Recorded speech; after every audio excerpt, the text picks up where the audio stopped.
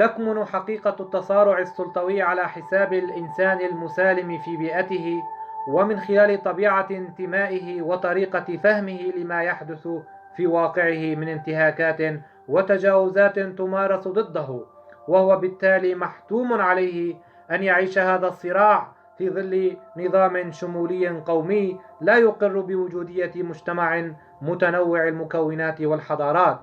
لهذا يجد في القمع والاغتيال وسيلة لضمان سطوته.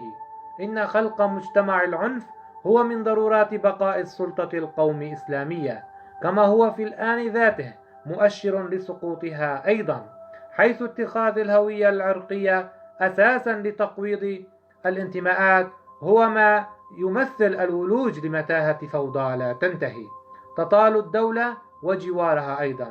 ولعل الوضع السوري منذ عام 2011 أبرز انفجارا فئويا من داخل تلك السلطة أنتجت سلطة مضادة مشوهة تسمى المعارضة، لوحت بالأسلمة والارتزاق لأبعد مستوى، واستطاعت أن تمثل السلطة في شكلها المشوه. عملت على مخاطبة مريديها وجماهيرها من فوهة الخطاب الطائفي، محافظة على عقلية السلطة القائمة في حربها على الأعراق والأقليات التي تأبى المكوث في عباءتها العروبية. وقد تسلحت هذه المعارضة بتأييد إقليمي يشرعن وجودها كبديل عن تلك السلطة القامعة. هنا نجد الصراع سلطويا مع اتفاق مشترك بينهما، وهو تحديث الذهنية القومية المغلفة بطابع إسلامي ظلامي يحمل فكرا حاقدا على المسيحية الأوروبية. إنهم باسم الحروب التاريخية وامتدادا لها يقتلون وينهبون ويقومون بتفتيت المجتمع إذعانا لأهوائهم وغاياتهم في السلطة والنفوذ وشرعنة الإرهاب والفوضى. لهذا نجد ممارسة التعذيب في المعتقلات والاستجوابات ظاهرة سلطوية في تخريب النفسية الاجتماعية وجرها للفوضى والاستنزاف. كذلك جعل الخوف خبز المجتمعات المقموعة، وكذلك التصارع الفئوي الذي كشف عن سوءاته وعلله بين شرائح المجتمع عبر اللعب على وتر الطائفية أو القومية. كل ذلك أسهم في انهدام أسس التعايش السلمي بين المجتمعات وأفقدتها الحيوية مع تقادم الزمن. أسس لسلطة زائفة تفتقد للمسؤولية والحكمة في إدارة مناحي الحياة، حيث تم وخز الفرد بالشعارات والأحلام الكبيرة الفارغة سوى بحلم المساواة بين الطبقات، وكذلك وحدة الوطن الكبير، اعتبار كل من يغرد خارج النشيد القومي والانتماء الحزبي عميلا يجب القضاء عليه، والتفنن بالاغتيال وتبديد الخصائص الحضارية وإذابتها في بوتقة الصهر العرقي. جعل الأفراد في حالة من الاغتراب والبؤس، قادت الجماهير إلى ترديد شعارات الخواء، وكذلك تكرست ظاهرة قطيعة المجتمع عن الحاضر وكذلك عن التنمية والتطوير، حيث برزت السلطة الإيديولوجية القومية كامتداد لإرث الغزوات وابتلاع الأراضي وممارسة الإبادة الثقافية والسياسية من خلال تعطيل فعالية العقل عبر وضع الخطوط والموانع، وكذلك تخدير الجماهير بأحلام الوحدة واعتبار الأقليات مرض يستشري داخل السلطة ويشكل عائق يحول دون تحقيق الحلم. وكذلك فإن الوقوف بوجه التطوير الجذري للخطاب الإسلامي جعل التطرف هو المادة الأكثر عنفا ورهبة، والذي يتم توظيفه ليكون بديلا عن عصر السلطة القومية. هكذا أوجدوا ذريعة لبقائهم وولادة ذرية أكثر شناعة تستبد بهم جهارا نهارا من خلال الدين المتطرف. إن قداسة النص الديني من قداسة المسعى السلطوي في هيمنته على روح الجماهير وذائقتها، لذا يصعب التغلب على ذلك الإرث من العلاقة التوأمية بين الدين والسلطة. لهذا وجب البحث عن بديل عن ذلك الاستئصال من خلال التحول الديمقراطي الحقيقي القائم على النهضة المعرفية وإنعاش الأفراد ذهنيا من خلال فصل المعتقد عن الدولة والمؤسسات، والإبقاء عليه في حدود الذات. لقد مشت الإيديولوجية القومية الشمولية على خطى السلف الحاملين عصي الدين والنص المقدس ليسفكوا من خلاله دماء الأبرياء، فقد تم تفتيت الأوطان وحرمان الشعب الكردستاني من حقوقه في الأرض واللغة والخصوصية المتمثلة بالدولة. لهذا نجد هذا الحرمان والجوع والحرمان من القومية كونها وسيلة دفاعية ضد سلطات اتخذت القومية كحالة هجومية توسعية اجتثاثية غايتها طمس الجذور والمعالم التي تميز شعبا عن آخر ولغة عن أخرى. وهنا لا بد لنا من أن نتساءل: ما أثر الأزمات العالمية والسياسية على طبيعة المجتمع، أفكاره، قناعاته، تحولاته؟ وكذلك أثر هذا النزاع على منظومته الفكرية والعقائدية. إن أجواء العسف والجور تنتج صنوف القهر والقمع الذي ينتج فيما بعد انتفاضات متعددة تتمحور حول طرق تحصيل الحق. إن معركة الحق تدعمها خلفية تاريخية تقوم الإيديولوجيات المعاصرة بتجميلها وتقويمها وإعادة إنتاجها. بمعنى آخر، تفصح الأزمات الإقليمية والدولية عن وجه جديد للجغرافيا غير المتجانسة ضمن شعوب خرجت لتوها من ربقة الخضوع للسلطة المركزية الشمولية.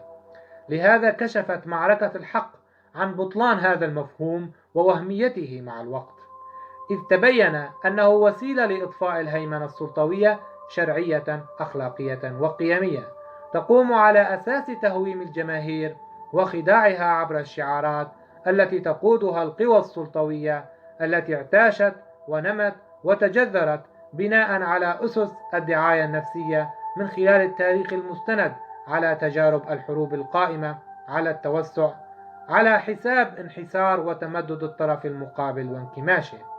برز فيما بعد الانتماء لهذا التجييش الذي بطبيعته ضمان استمرارية الحروب القائمة على الإبادة على مبدأ احتكار الجغرافيا والثقافة والمستقبل.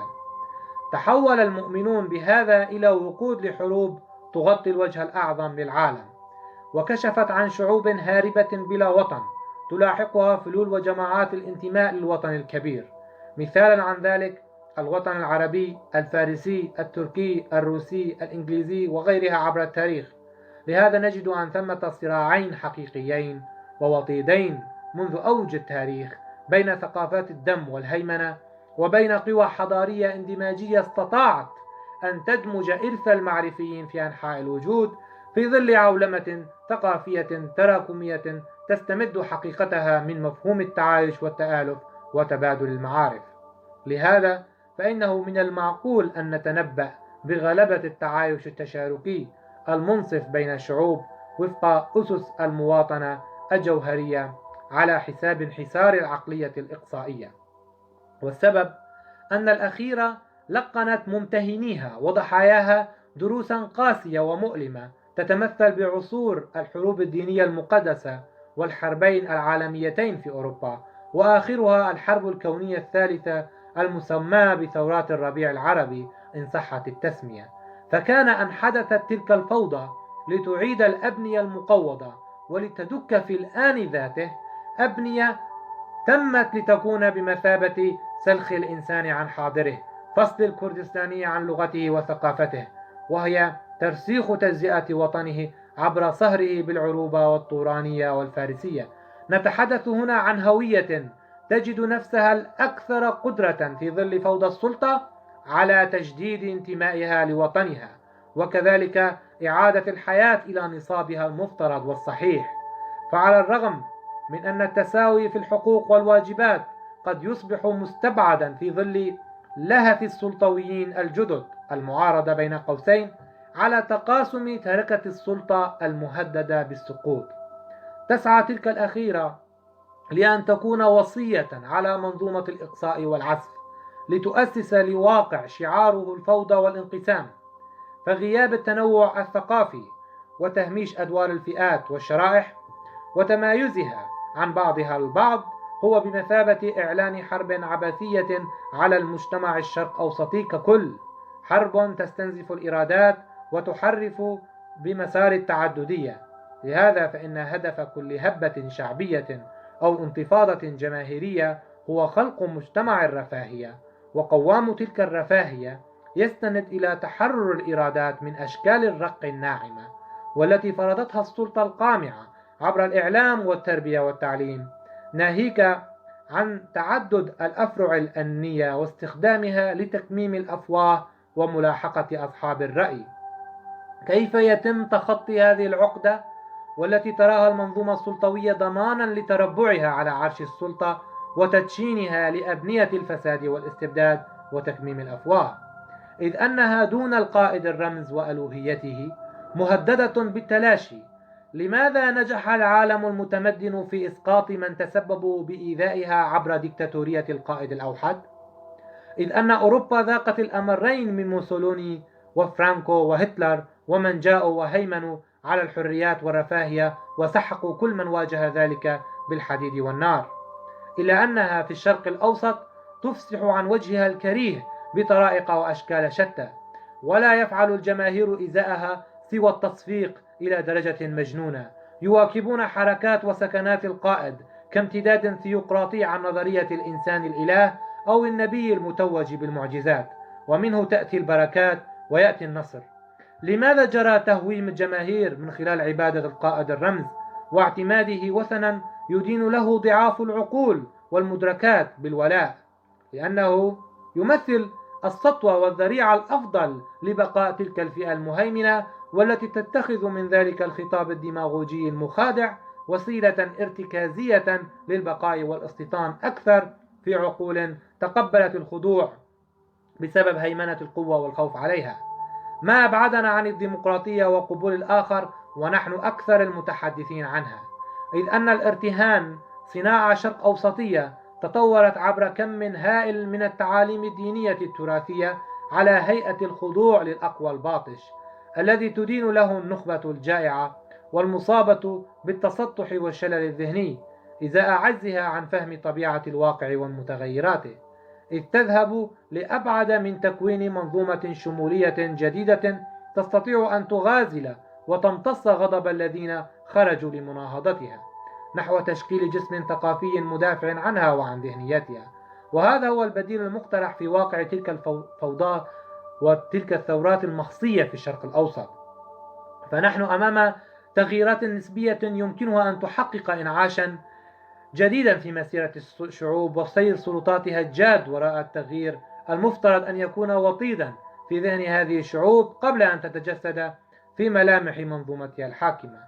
إن لعبة الانتماء حاصلة وجارية على قدم وساق، تأليب الناس على بعضها باسم الأمجاد القومية التاريخية أو الدينية هو تقصيد للقائد الرمز الذي يعتبر الوثن المعاصر الذي يربط الجماهير بماضيها الأرعن، ذلك الماضي المبتدع لأغراض سلطوية بحتة، وهو شل حركة المجتمع وتفكيكه ليسهل العبث فيه وبخيراته وموارده. بقي القائد الرمز بمثابة الكابوس الذي يصعب الخروج عن منظومته المحكمة والقادرة على زج الملايين في المعتقلات وجعلهم إما نازحين أو ميتين تحت القصف.